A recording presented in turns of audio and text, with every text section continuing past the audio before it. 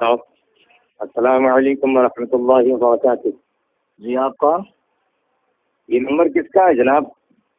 جس کو فون لگایا اسی کا رہے گا نا یار. آپ کو کس سے بات کرنی؟ ہاں میں نے انٹرنیٹ پر ایک کتاب پڑھا بنام حدیث کے دشمن. اچھا اسی میں ملا تھا. کیا آپ صوفی مفتی محمد کلیم رضوی بول رہے ہیں؟ ہاں میں ہی بول رہا ہوں اور میری ہی کتاب ہے. بولیے کیا کام ہے؟ ہاں جی میں عبداللہ مدنی ممبئی سے. اچھا آپ سے مناظرہ کرنا ہے. کہاں ملیں گے آپ؟ مناظرہ کیجیے گا. جی فون پہ ذلیل ہونا ہے یا میرے گھر کا پتہ دے دوں؟ ہاں پتہ بھی دے دیجیے اور جو میں سوال کر رہا ہوں اس کے جواب بھی دے دیجیے. اچھا ساکن آقا کا نام سنا ہے ممبئی میں؟ ہاں جانتا ہوں میں. گھاٹ کوپر ویسٹ، کرلا ویسٹ، اندھیری ایسٹ میں پڑتا ہے. اچھا ساکن آقا کے پاس ہے 90 فٹ روڈ.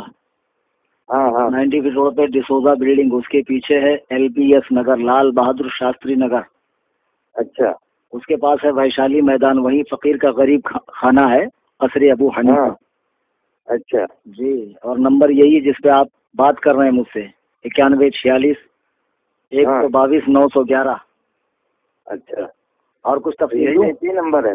یہی نہیں اور ایک نمبر ہے 9820 9820 6727770. اب اور بھی کچھ تفصیل دوں؟ ہاں نہیں اتنا کافی ہے. انشاءاللہ جلد ہی ہم 10-20 علماء اہل حدیث آپ کی خدمت کے لیے پہنچ رہے ہیں آپ کے پاس. 10-20 ہی کیوں پہنچ رہے یار؟ پورا نجد اور اٹھا کر لے آؤ نا، پورا جامعہ سلفیہ اٹھا کر لے کر آ جاؤ. یہ دھونس اس کو دینا اتنے ہی کافی ہیں جو تمہاری قابلیت جانتا نہیں ہو. نہیں ہم اتنے ہی کافی ہیں آپ کے لیے. اچھا جی اب کوئی کام کی بات ہے تو بولو ورنہ فون کاٹوں. نہیں ہے نا. یہ بتائیں یہ امام ابو حنیفہ نے کتنی کتابیں لکھی ہیں؟ اچھا آپ نبی کو چھوڑ کے ان کی تقلید کرتے ہیں، انہیں امام اعظم کہتے ہیں. حالانکہ تحقیق یہ ہے کہ وہ 3 ہی حدیث سے زیادہ جانتے ہی نہیں تھے. ایسا ہے اب مولوی صاحب جی کہ امام ابو حنیفہ رحمہ اللہ نے جو کتابیں لکھی ہیں تو مشہور کتاب فقہ اکبر اور کتاب الآثار، اور اس کے علاوہ 15 کتابیں امام صاحب کی ہے. اور سب سے بڑا جو ان کی حیات کا کارنامہ ہے کہ انہوں نے علم فقہ کی تدوین کی، فقہ کو مدون کیا. اور ملا علی قاری رحمہ اللہ فرماتے ہیں کہ قرآن و حدیث سے امام اعظم ابو حنیفہ رحمہ اللہ نے 9 لاکھ مسائل حل کیے ہیں. اور اسی ان کے فقہ کی تدوین کی یہ برکتیں ہیں کہ لاکھوں کتابیں اب تک فقہ کی لکھی جا چکی ہے. ہدایہ، عالمگیری، در مختار وغیرہ. اور جس ہدایہ کا آپ لوگ رونا روتے نا، بڑے گندے مسائل اس نے بھرے ہیں اور بڑے تقریب اخلاق مسائل ہے معاذ اللہ. وہ کتابیں آپ کے مدرسے میں بھی پڑھائی جاتی، اسی کو پڑھ کے تم بھی مولوی بنے ہو.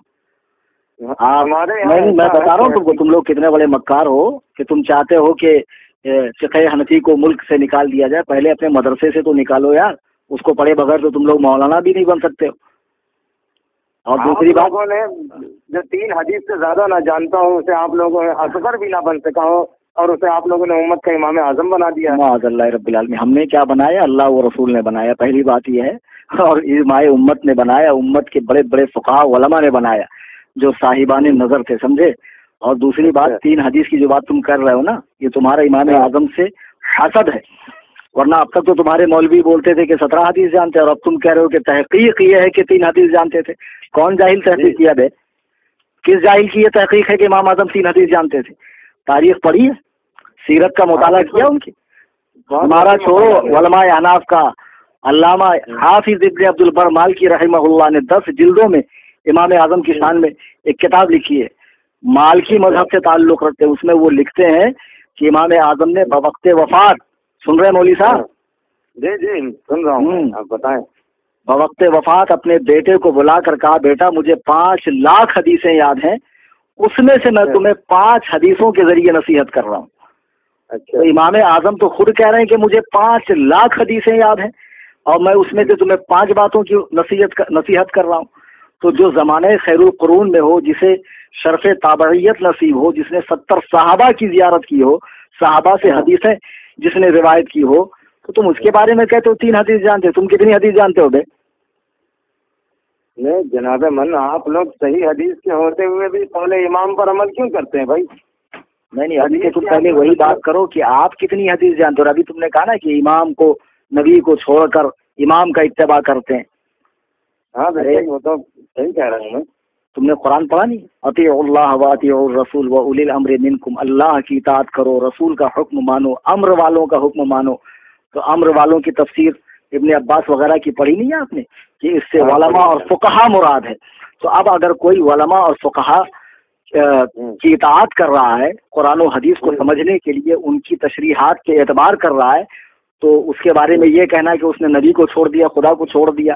ارے چھوڑتا تو تب جب وہ ان کو قانون ساز سمجھتا، وہ تو ان کو شارح قانون سمجھ رہا ہے، شارح قانون سمجھ کے ان کا اتباع کر رہا ہے. تو اس میں نبی کو چھوڑنا کام ہوا؟ یہی بھینسے جیسی عقل میں آپ کے کھوپڑی میں عقل ہے یا گوبر بھرا ہوا ہے کہ آپ معاذ اللہ امام کی بات کو ماننا گویا نبی کا مخالف بتا رہے ہیں اس کو، جبکہ قرآن اس بات کا حکم دے رہا ہے کہ امر والوں کی اطاعت کرو. اور ایک بات میں آپ کو بتاؤں کہ آپ لوگ بھی تو بار بار بخاری مسلم کی حدیث لیتے ہو، بخاری مسلم کا حوالہ مانگتے ہو. تو ہم بھی تو کہہ سکتے ہیں کہ آپ معاذ اللہ رب العالمین بخاری مسلم سے حدیث کیوں لیتے ہو؟ صحابہ تو نبی سے حدیث لیتے تھے. تم توصیف الرحمان اور یہ معراج ربانی اور یہ خبیث ڈاکٹر جوکر نائک ان سے دین سیکھتے ہو. صحابہ نے انہی سے دین سیکھا یا نبی سے دین سیکھا؟ تو ہم بھی تو کہہ سکتے تم نے نبی کو چھوڑ کر ان کو اپنا معاذ اللہ معبود بنا لیا، خدا بنا لیا. تم بھی تو پکے مشرک ہو. بات کرنے سے پہلے سوچا کرو مولوی صاحب. جناب من، آپ لوگ صحیح حدیث کے ہوتے ہوئے بھی قول امام پر عمل کیوں کرتے ہیں بھائی؟ حدیث کے اصل دشمن حنفی ہے یا اہل حدیث؟ معاذ اللہ. تو پھر جی ایک کتاب اور لکھیں آپ، احناف حدیث کے اصلی دشمن. اچھا مولوی صاحب ایک بات بتائیے، تم جو کہہ رہے ہو تو صرف تمہارا کہنا جو ہے نا وہ کافی نہیں ہے، اس کی دلیل بھی آپ پیش کریں کہ احناف نے حدیث کی کب مخالفت کی ہے، اس کا ثبوت پیش کریں آپ. ارے کیا صحیح بخاری میں آپ نے یہ حدیث نہیں پڑھا؟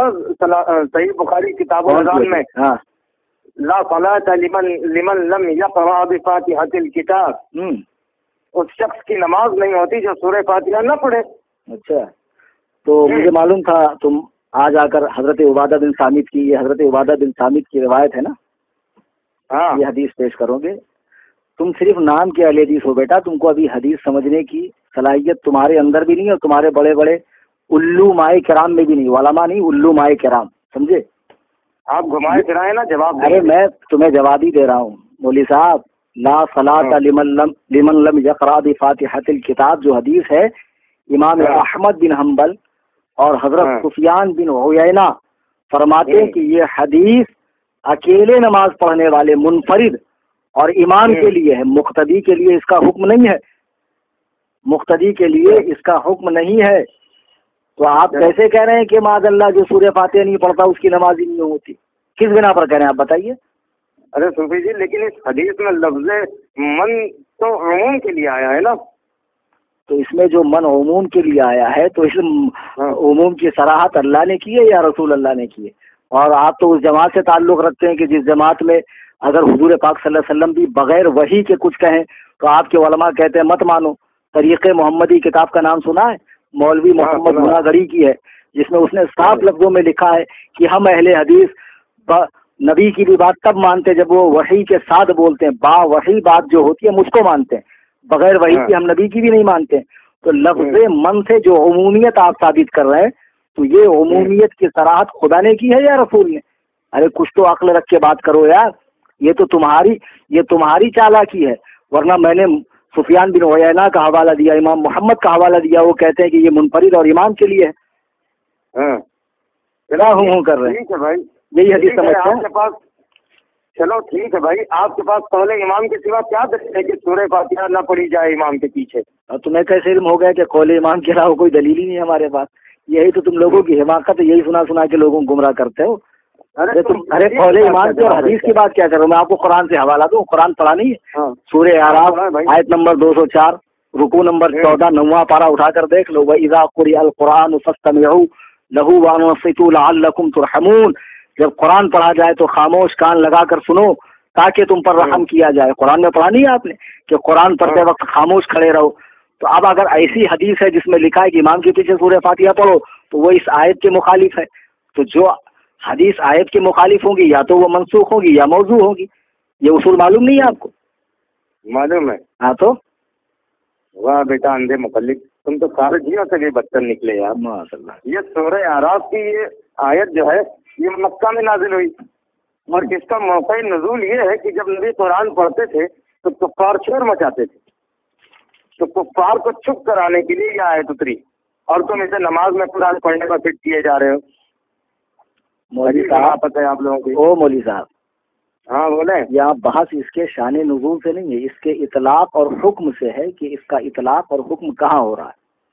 آپ کو معلوم ہوگا کہ صحابہ پہلے حالت نماز میں بات کرتے تھے، پھر آیت کریمہ اتری وقوموا للہ قانتین، اپنے رب کے حضور خاموش کھڑے رہو۔ پھر صحابہ نے باہم مشورہ کیا کہ اب خاموش کھڑے رہنے سے تو بہتر یہ ہے کہ ہم لوگ قرآن ہی پڑھیں، چنانچہ قرآن پڑھنے کا رواج شروع ہوا۔ تو پھر یہ آیت کریمہ اتری وَإِذَا قُرِئَ الْقُرْآنُ فَاسْتَمِعُوا لَهُ وَأَنصِتُوا لَعَلَّكُمْ تُرْحَمُونَ، اپنے رب کے حضور خاموش کھڑے رہو، جب قرآن پڑھا جائے کان لگا کر سنو تاکہ تم پر رحم کیا جائے۔ اب تم کہتے ہو کہ یہ آیت کفار مکہ کے لیے اتری، یہی کہا نا بھی آپ نے؟ ہاں میں نے یہی کہا۔ یہی تم لوگ یار قرآن حدیث سمجھتے ہو۔ لعلکم ترحمون سے کیا سمجھا آپ نے؟ تاکہ تم پر رحم کیا جائے۔ اب ایک بات بتاؤ کہ نبی پاک صلی اللہ علیہ وسلم خانہ کعبہ میں قرآن پڑھ رہے ہیں اور کفار شور مچا رہے ہیں، اگر کفار شور نہ مچاتے تو کیا ان پر رحمت ہوتی ہے؟ اللہ کی رحمت کافر پر ہوتی؟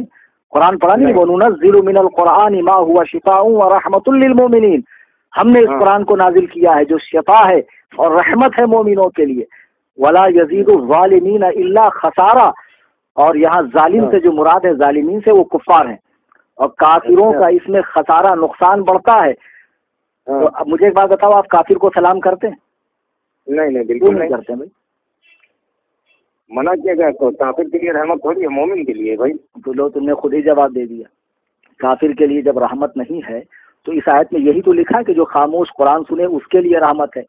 تو جب مسلمان خاموش قرآن سنے گا اس کے لیے رحمت ہے، کافر خاموش بھی رہے گا تب بھی اس کے لیے رحمت نہیں ہے۔ اب تم خود ہی کہہ رہے ہو کہ سلام میں رحمت ہے اور کافروں کو نہیں بھیجا جاتا ہے، تو اس آیت میں بھی تو وہی ہے کہ جو خاموش مسلمان قرآن سنے اس پر رحمت ہوگی، سمجھے؟ اور دوسری بات نہیں قرآن کی آیت ہے نا، تو اب آپ تفسیر مدارک اٹھا کر دیکھیں، وہ جمہور الصحابتی وہ جمہور الصحابہ علی انہ فی استماع المؤذن، عام صحابہ کا فرمان یہ ہے کہ یہ آیت کریمہ نماز میں امام کے قرآن پڑھنے کے حوالے سے اتری ہے۔ اس آیت کریمہ کی تفسیر کرتے ہوئے صاحب مدارک لکھتے ہیں کہ جب امام قرآن پڑھتا مقتدی پیچھے پڑھتے تو اس موقع کے لیے آیت اتری۔ اب ہم تفسیر کی مانیں یا تمہاری مانیں؟ چلو مان لیا کہ یہ نماز میں امام کے پیچھے قرآن پڑھنے پر منع ہو گیا۔ تمہارے یہاں جو شیخ الحدیث ہوتا ہے نا وہ ہمارے یہاں اس کا داخلہ مکتب میں ہوتا، سمجھے؟ تم لوگ قرآن حدیث بازیچے اطفال نہیں ہے، بچوں کا کھیل نہیں، سمجھے؟ عمریں کھپانی پڑتی تب جا کے یہ توفیق نصیب ہوتی۔ مولوی صاحب مان لیا بھائی، میری بات سنیں، نماز میں امام کے پیچھے قرآن پڑھنے پر منع ہونے کے لیے یہ سورہ آپ نے سنائی مجھے، مگر مان لیا قرآن مان لیا آپ نے؟ ہاں لیکن میرا سوال آپ دیکھیں نا، سورہ فاتحہ قرآن کہاں ہے؟ کیا صحیح بخاری کتاب کیا کہا سورہ فاتحہ قرآن نہیں ہے؟ ہاں سورہ فاتحہ قرآن نہیں ہے، کہاں ہے قرآن؟ معاذ اللہ، کیا ہے سورہ فاتحہ؟ حدیث ہے کیا؟ کیا صحیح کیا؟ ہاں بالکل حدیث ہے، میرے پاس ثبوت ہے اس کا۔ بخاری کتاب تفسیر میں آپ نے یہ حدیث نہیں پڑھی؟ یہ سبع المثانی والقرآن العظیم الذی اوتیت، یہی 7 آیتیں اور قرآن ہے جو مجھے عطا فرمائی گئی۔ اچھا سنو مولوی صاحب، ایسا ہے تم تو صرف بخاری کا نام جانتے ہو، الحمدللہ میں بخاری پڑھاتا ہوں، نہ جانے کتنے تم جیسے بخاری پڑھنے والوں کو اب تک میں نے فارغ کر دیا، سمجھے؟ اچھا ہاں، تو یہ جو حدیث آپ پڑھ رہے ہیں نا، یہ حدیث کا آخری حصہ، یہ سمجھنے میں بھی آپ کو غلطی ہو رہی۔ یہ کتاب التفسیر میں حضرت ابو سعید بن معلہ کی روایت ہے نا۔ اچھا یہی نا، وہ کہتے ہیں کہ میں مسجد نبوی میں نماز پڑھ رہا تھا کہ رسول اللہ نے مجھے آواز دی، تو میں بعد نماز حاضر ہوا تو حضور نے فرمایا کیا تو نے خدا کا حکم نہیں پڑھا کہ جب اللہ و رسول بلائیں تو فوراً حاضر ہو جا؟ یہی ہے نا؟ ہاں یہی ہے بھائی، یہی ہے۔ ہاں، اللہ و رسول بلائیں تو فوراً حاضر ہو جا۔ پھر اس کے بعد وہ فرماتے ہیں کہ جب میں حاضر ہوا تو حضور نے فرمایا تجھے ایسی صورت نہ بتاؤں جو قرآن کی تمام صورتوں کی سردار ہے، اس سے پہلے کہ تم مسجد سے نکلو۔ پھر آپ نے میرا ہاتھ پکڑ لیا اور مسجد سے تشریف لے جانے لگے، تو میں نے عرض کیا آپ نے نہیں فرمایا تھا کہ ایسی صورت بتاؤں گا جو تمام صورتوں کی سردار ہے؟ تو فرمایا وہ الحمد شریف ہے، وہی سبع المثانی، یہی پڑھا تھا نا آپ نے، وہی سبع المثانی، ہاں، والقرآن العظیم الذی اوتیتہ، ہاں، کہ اور یہ 7 آیتیں اور قرآن کریم، یہی سبع مثانی یعنی 7 آیتوں والی سورہ اور قرآن کریم. تو اس کا مطلب آپ کیا سمجھ رہے ہیں کہ سورہ فاتحہ الگ ہے قرآن الگ ہے، یہ مطلب سمجھ رہے ہیں؟ ہاں یہی سمجھ رہے ہیں ہم. لا حول ولا قوت. ایک منٹ مجھے بات بتاؤ، میں نے آپ کو 1 لاکھ روپے دیا اور 5 روپے دیا جی ٹھیک ہے، 1,05,000 روپے میں نے آپ کو دیا. تو آدمی کو معلوم ہے کہ بھائی 1 لاکھ سامنے والا نہ لینے والا بھولتا نہ دینے والا بھولتا، وہ بڑا اماؤنٹ ہے اور راؤنڈ فگر ہے، لیکن 5 روپیہ بھول جائے گا. تو آدمی کہتا ہے میں نے آپ کو 1 لاکھ اور 5,000 دیا.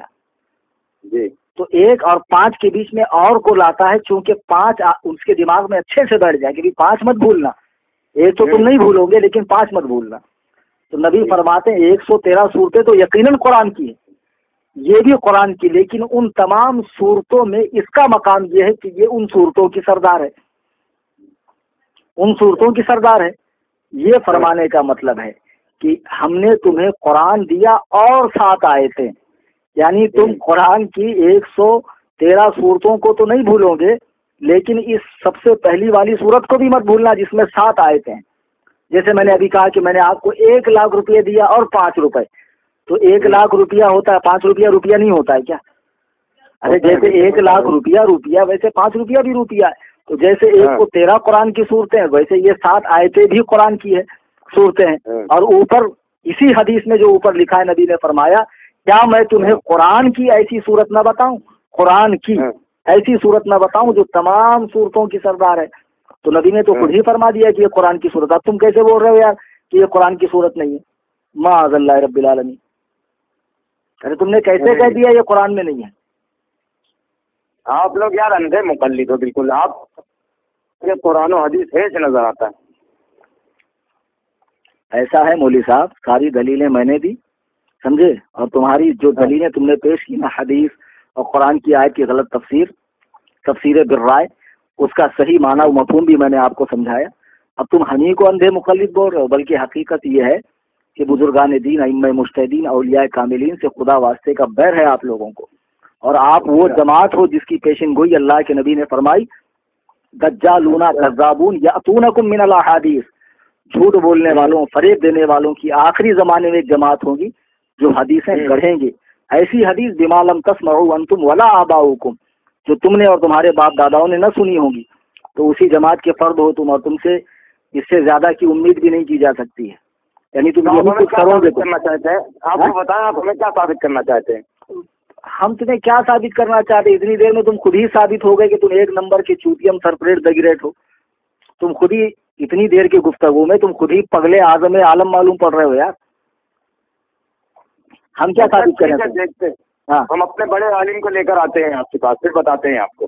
تمہارے بڑے کو نہیں، اور جتنے سڑے ہیں سب کو لے آؤ. صرف بڑے نہیں، جتنے سڑے ہیں سب کو لے آؤ.